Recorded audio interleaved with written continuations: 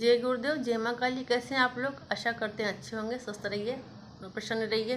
देखिए, किसी ने हमसे पूछा है कि हम आकाश कामनी के बारे में आपको बताएं, ठीक है, कि उनका कार्य क्या है, वो कौन है और किस श्रेणी में आती हैं। बताएंगे अवश्य, क्योंकि देखिए, पहली बात तो हम आपसे एक बात और करना चाहते हैं।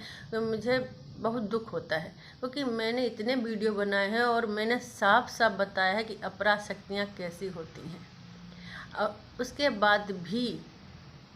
बाद भी लोग जो हैं वो उनकी मानसिकता नहीं बदल रही है।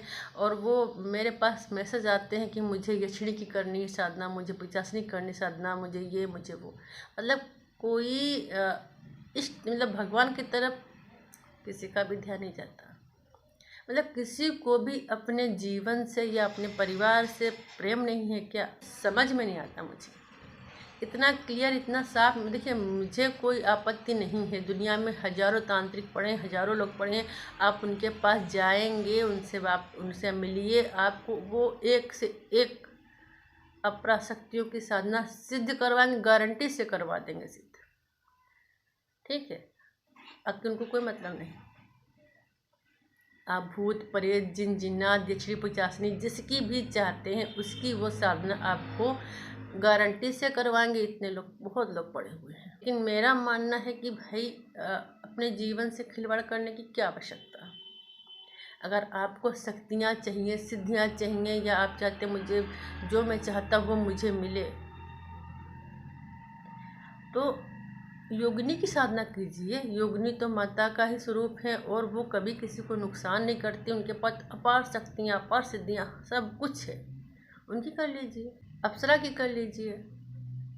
लेकिन अप्सरा भी भाई अपने हिसाब से चलती है।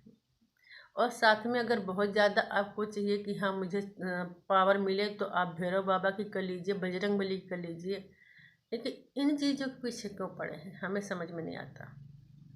इतना क्लियर शायद कोई भी नहीं बताता, कोई मना नहीं करता कि किसी को क्या आपत्ति है। लेकिन हाँ, मुझे लगता है कि हाँ, आप मुझसे जुड़े हो तो मैं इतना तो बता दूं कि भाई ये सब चीज़ें नहीं करनी चाहिए। क्योंकि देखिए, ये जो अपराध शक्तियाँ, इनके पास बहुत सिद्धियाँ होती हैं, बहुत पावर होता है, लेकिन जब ये आती हैं तो अपने जाने का पहले ही मार्ग बना लेती हैं। ठीक है, और वो साधक से ऐसी न ऐसी गलती कराती ही हैं, वो करता ही है कि उनके जाने का मार्ग बन जाता है। क्योंकि कोई भी पूरी तरह से आपके साथ में हमेशा नहीं रहता। क्योंकि सब ये जो है स्वतंत्र हैं और सब अपने हिसाब से रहते, किसी के बंधन में कोई नहीं रहता। ठीक है, उसके खैर हमें आपसे बताना है। मुझे कोई आपत्ति नहीं है, जिसको जो करना है वो करिए। और बहुत कराने वाले मिल जाएंगे, बहुत आपको सिद्धियाँ करा देंगे। लेकिन मैं इन सब चीज़ों की साधना नहीं दूंगी और नहीं बताऊंगी। बाकी मैं योगिनी की और अप्सरा की साधना बता दूंगी, लेकिन मैं इनकी जो आप पूछ रहे हैं आकाश कामनी की, इनकी नहीं बताऊंगी। क्योंकि ये बहुत ही तीक्ष्ण है, इस शक्तियाँ बहुत ही प्रचंड हैं। ठीक है, जो आकाश कामनी है, इनको आकाश मोहिनी भी कहा जाता है। और ये जो आकाश कामनी है, ये जो है किस श्रेणी में आती हैं, तो ये जो है यक्षिणी की और या डाकिनी की आप श्रेणी में कह सकते हैं। ठीक है, ये यक्षिणी की तरह ही कार्य करती, आकाश में रहती, आकाश में विचरण करती, वहीं पे खाती पीती, धरती की कोई भी चीज़ ये ग्रहण नहीं करती है।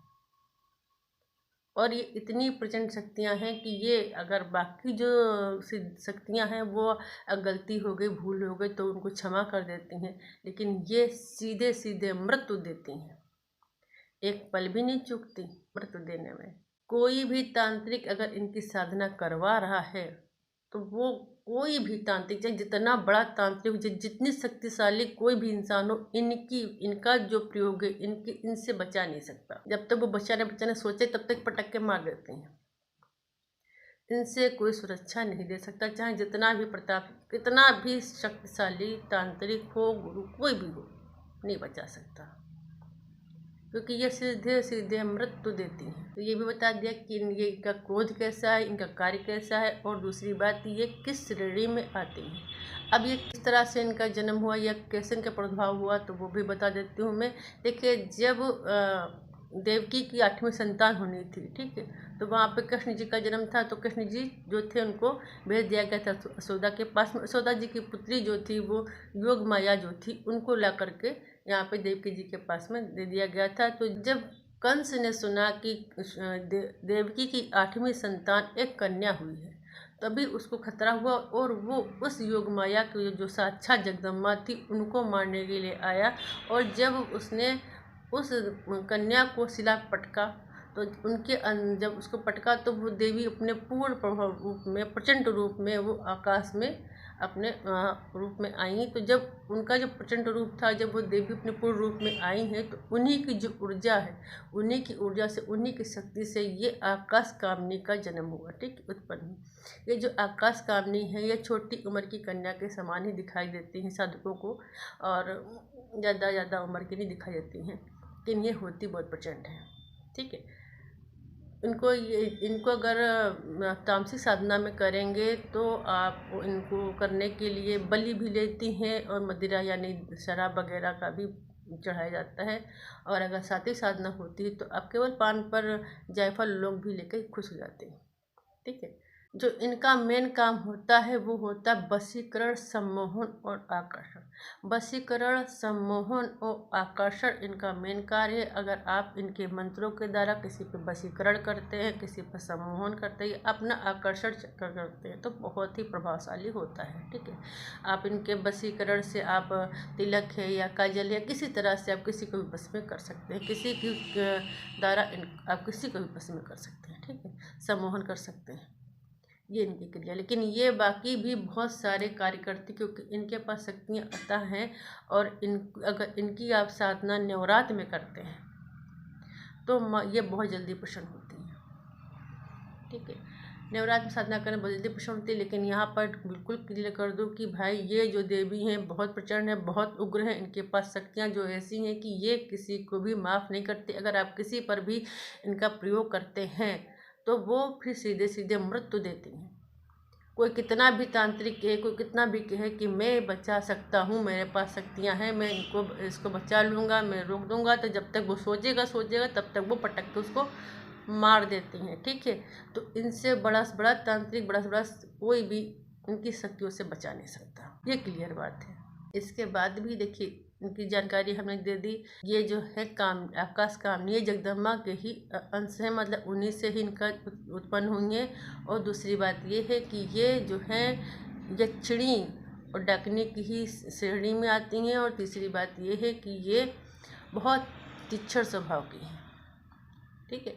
इनका बहुत उग्र और प्रचंड स्वभाव है, ये किसी को भी नहीं छोड़ती हैं और मृत्यु सीधे देती हैं। चौथी बात है, ये सम्मोहन, वशीकरण और आकर्षण का सबसे अधिक प्रभाव इनका होता है, और बहुत सारी इनके पास शक्तियाँ हैं। ये जो आपको जानकारी चाहिए थी वो हमने दे दी है, और इसके अलावा इसकी साधना के बारे में हमसे कोई भी नहीं कहेगा और मैं नहीं दूँगी, ठीक है।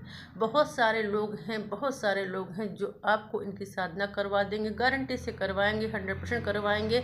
लेकिन उनसे ये पूछ लेना कि भाई अगर कुछ होता है तो क्या आप हमें बचा सकते हो? अगर कोई गलती हमसे हो गई तो अगर वो हमें मृत्यु देने के उस पर आ गई तो क्या हमें आप बचा सकते हो? अगर वो गारंटी देता है तब तो ठीक है, अगर कोई गारंटी नहीं देगा आपको, क्योंकि इनके प्रभाव से कोई नहीं बचा सकता। हो सकता है दुनिया में बहुत पड़े हों, लेकिन अभी तक तो ऐसे बहुत सारे केस हुए हैं, मैटर हुए हैं, जिसमें तो कोई बचा नहीं पाया, बड़े से बड़ा तांती नहीं बचा पाया। जब तक उसने सोचा तब तक वो पटक के मार दें, क्योंकि छोटी तो कन्या छोटी, ऊपर से वो उग्र प्रचंड स्वभाव की, तो बच्चे तो वैसे भी जिद्दी होते हैं, जिद्दी भी हैं। लेकिन अगर इनकी आप साधना करते तो छोटी उम्र में आती हैं, 14-15 साल में या 13 साल की उम्र में ही आती हैं, ठीक है, ज़्यादा बड़ी नहीं आती। वैसे आपकी लाइफ है, आप जैसा चाहें करिए, आप उससे तो हमें मतलब नहीं है, कराने वाले भी मिल जाएंगे, करने आप जिसको करना वो भी करें। हमारा उद्देश्य बताना और हमारा उद्देश्य आपको सही राह दिखाना। वैसे आपकी मर्जी, जैसा चाहे वैसा करिए। अगर आपको हमारी जानकारी अच्छी लग रही हो, पसंद आ रही हो, तो हमारे चैनल को लाइक, शेयर और सब्सक्राइब करना ना भूलिएगा।